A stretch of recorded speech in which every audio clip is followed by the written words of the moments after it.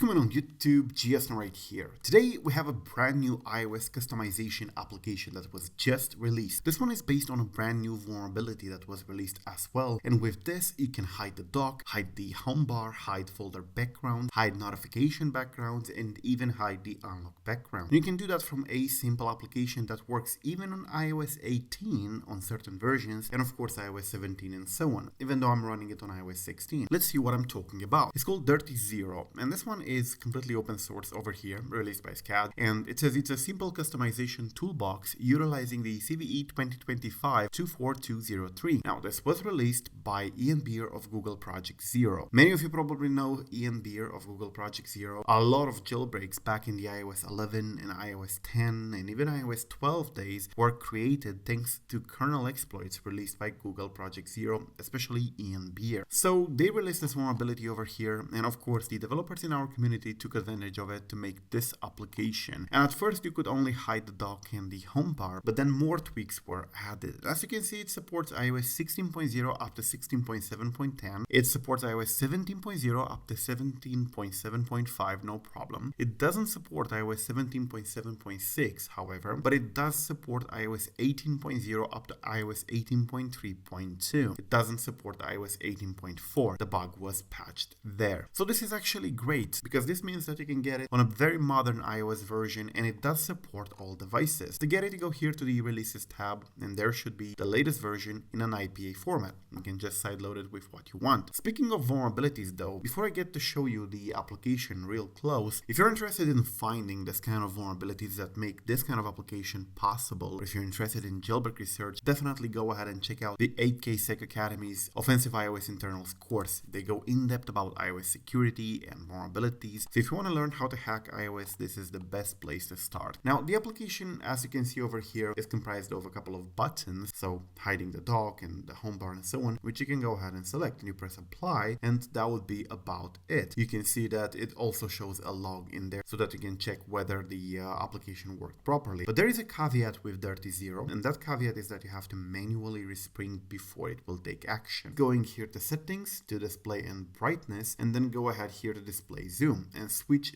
back and forth. So if you have it on default, you're going to go with larger text, press done, and then use zoomed, and that will force a respring. My device just resprung, and then you can bring it back to the normal. Of course, you don't have to keep it zoomed, just bring it back to normal. You just use that for the respring functionality because the bug itself cannot respring, and you will be able to get the tweaks right away. There is a tutorial on how to use this here on iDeviceCentral.com. You're going to find it down below. Thank you for watching. I am GS now. Peace out.